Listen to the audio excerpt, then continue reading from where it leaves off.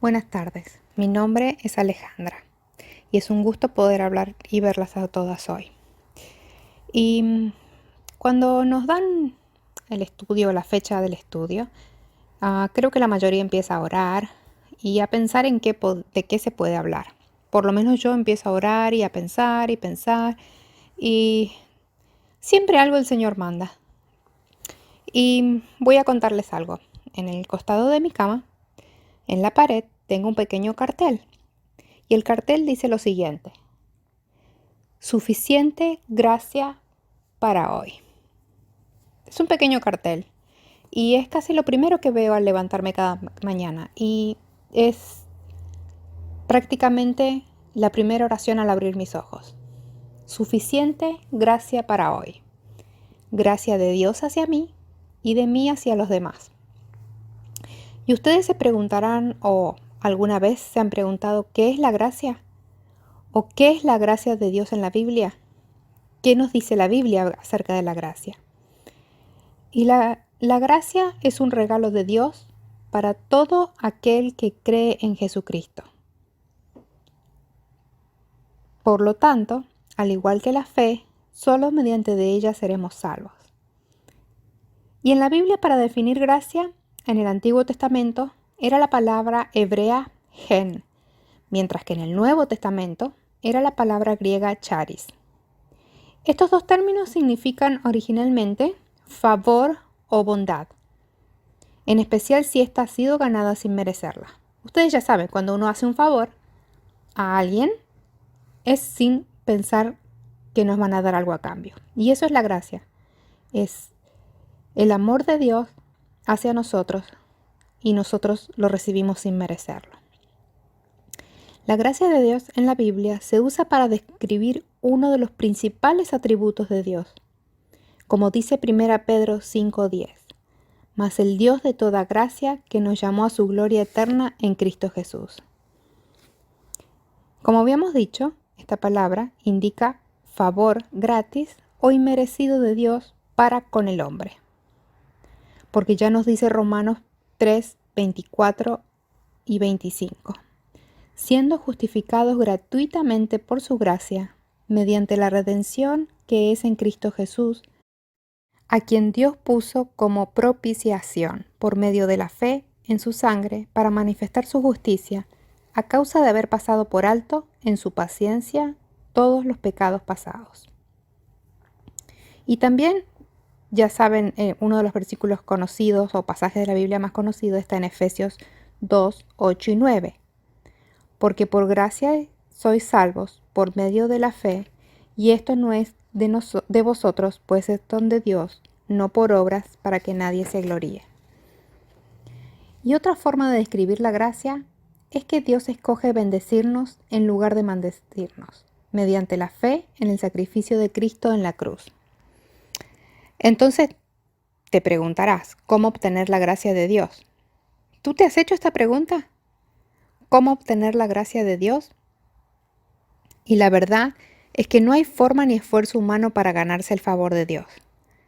Porque las mismas escrituras dicen que nuestra justicia es como trapo de inmundicia.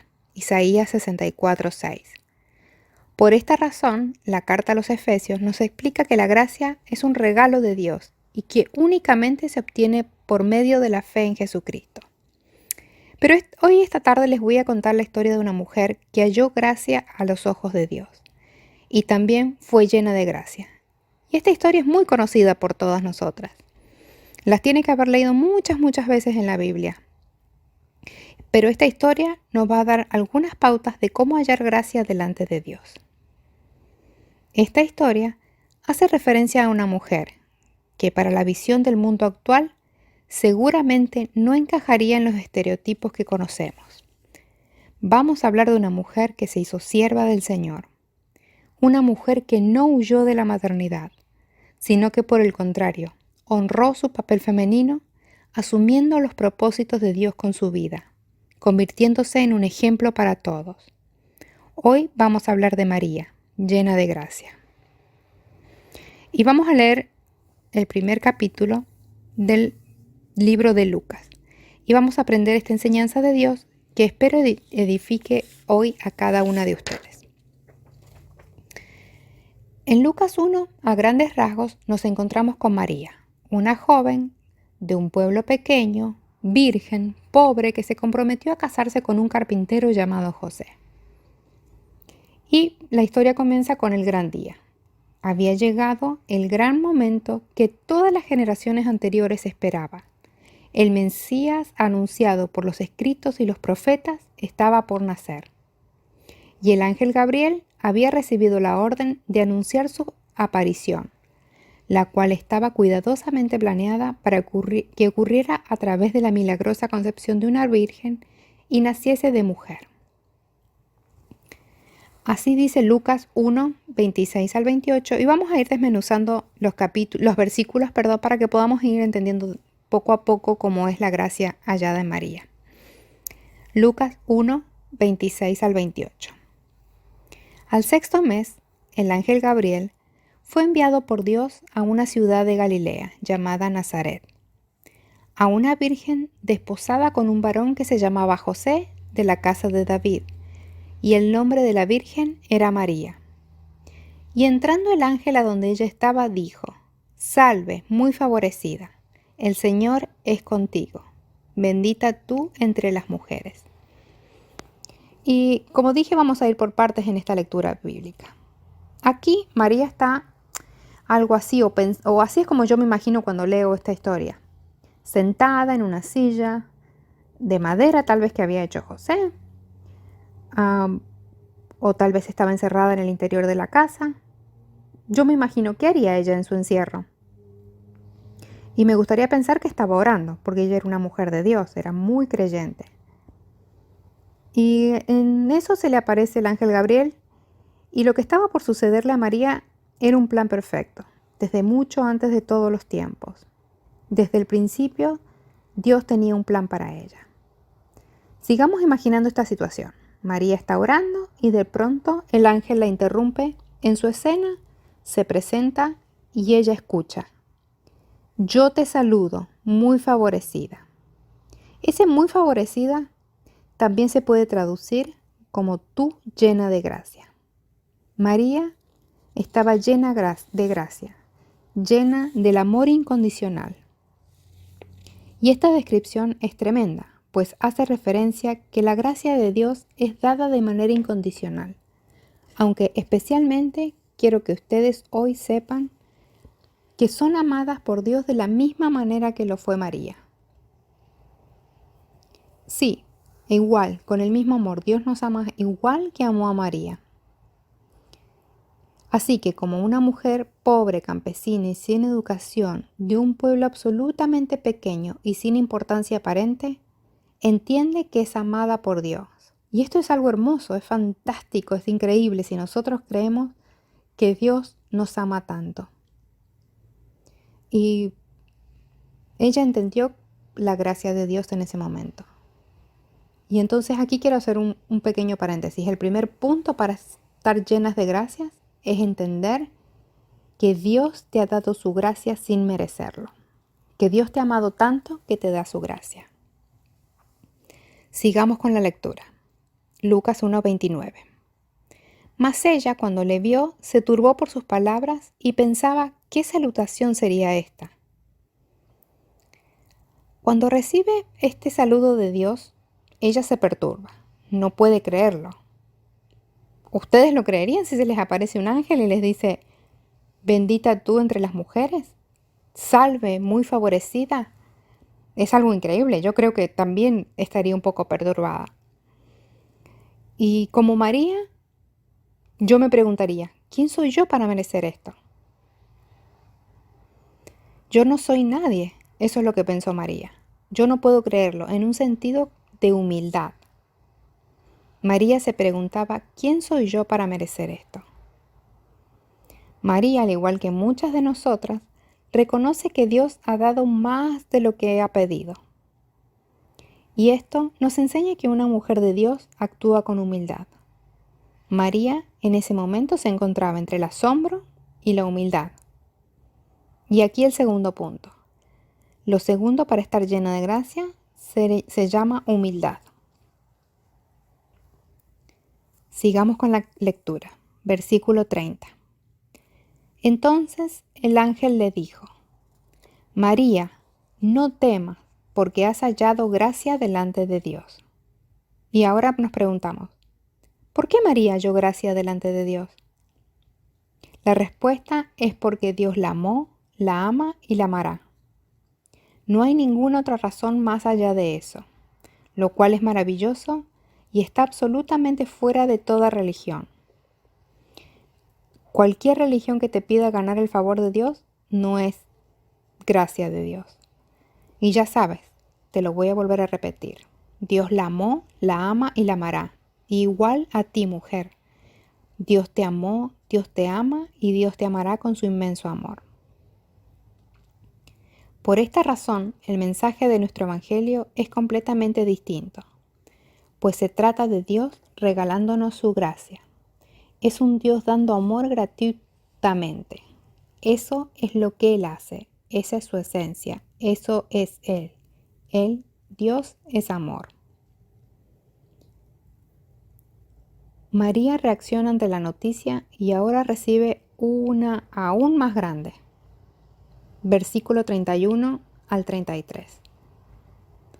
Y ahora concebirás en tu vientre y darás a luz un hijo y llamarás su nombre Jesús. Este será grande y será llamado Hijo del Altísimo, y el Señor Dios le dará el trono de David su padre, y reinará sobre la casa de Jacob para siempre, y su reino no tendrá fin. El mensaje para María era: Dios te tiene preparada para ser parte de su gran plan de salvación. Versículo 34. Entonces María le dijo al ángel: ¿Cómo será esto? Pues yo no conozco varón. ¿Se acuerdan? María es virgen y le pregunta al ángel: ¿Cómo será esto posible? María no demuestra falta de fe. Lo que María dice es: yo creo que puede pasar, pero ¿cómo va a pasar? Ella no pone en duda el plan de Dios. Ella no dice: no, esto no es posible porque yo lo único que quiero es casarme con José y vivir. No. Ella cree en el plan de Dios, tiene fe de que Dios cumplirá su palabra. Pero ella lo único que con esta pregunta lo que buscaba era información de cómo sucederá. Pues si Dios tenía este plan para ella, su obra será completa y perfecta.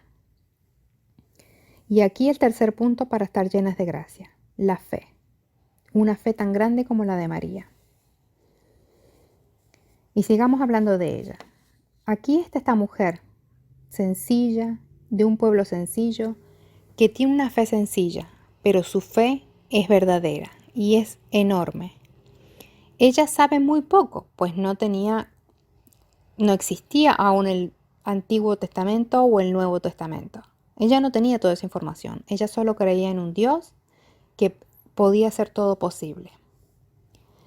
Sin embargo, lo que ella tiene se llama fe.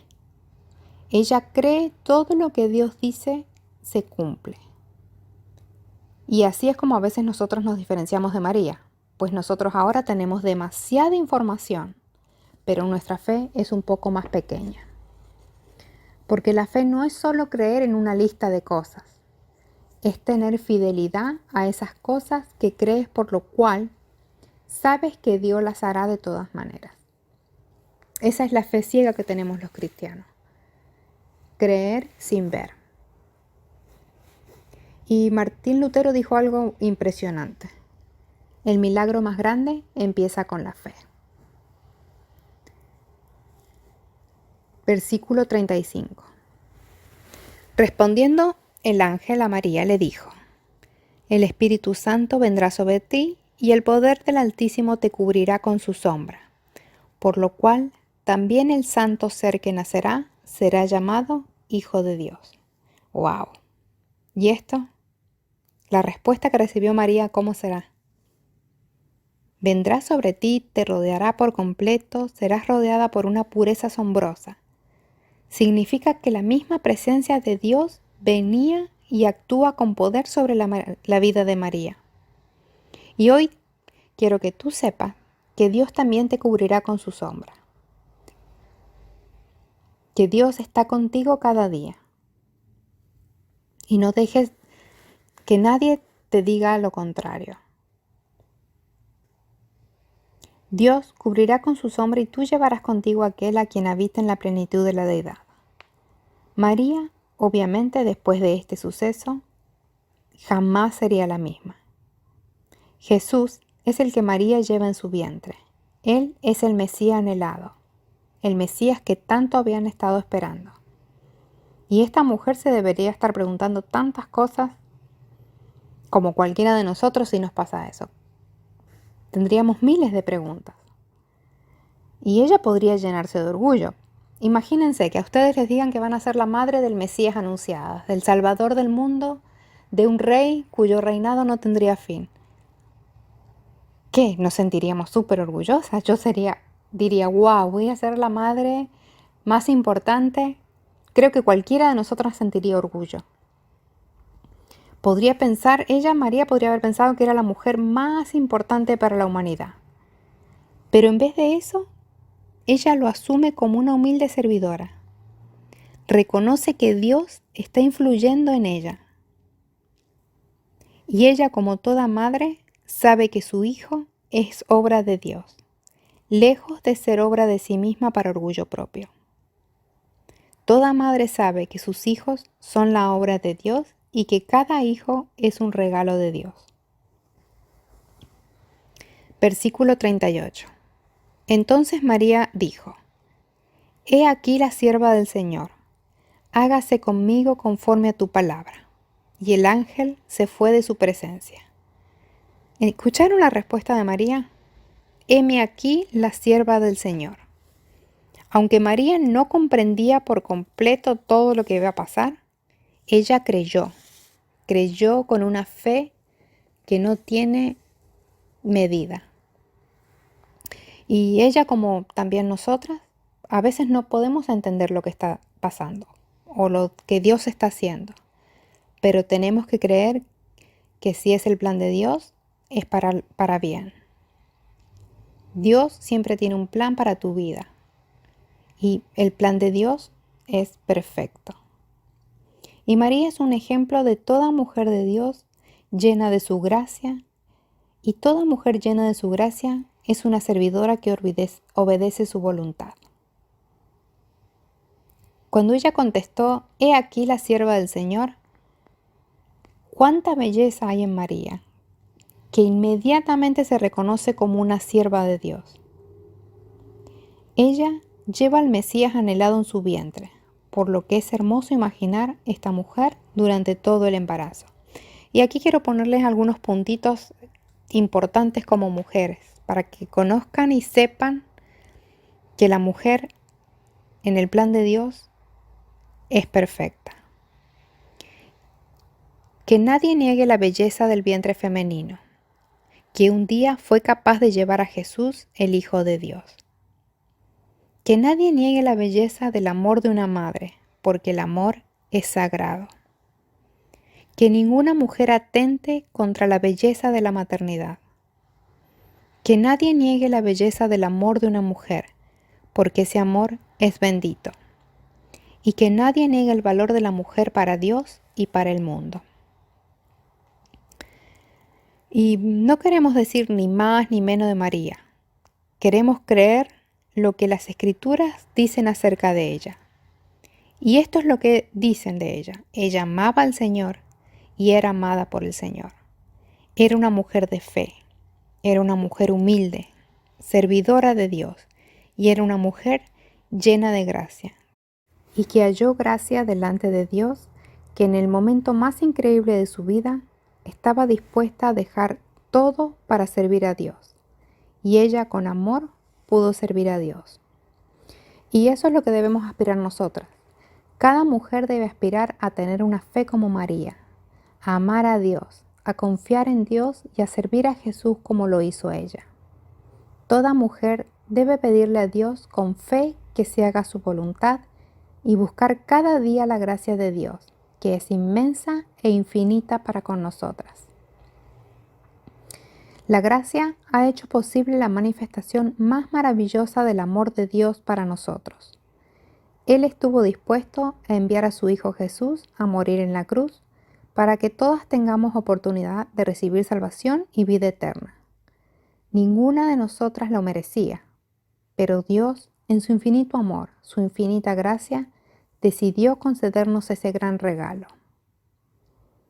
Y la gracia de Dios no solo nos trae la salvación y el perdón de nuestros pecados, sino que nos transforma y nos ayuda a obedecer a Dios en nuestro diario vivir. Nos enseña a vivir la vida de piedad que Él desea y nos da la valentía para rechazar las cosas que nos alejan de Él y de su voluntad para nuestras vidas. La gracia es abundante y es para todas. La gracia es una noticia maravillosa, una oferta gloriosa para aquellos que se reconocen como pecadores.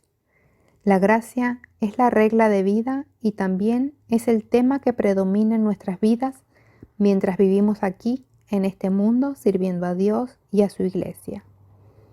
Y así debemos demostrar esta gracia a los demás, de la misma manera que Dios lo ha hecho con nosotros. Y por eso, ¿recuerdan el cartel? Solo suficiente gracia para hoy. Para hoy. Mañana será otro día, pero solo suficiente gracia para hoy.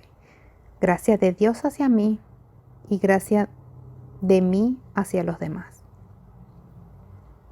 Espero que te haya gustado. Buenas tardes.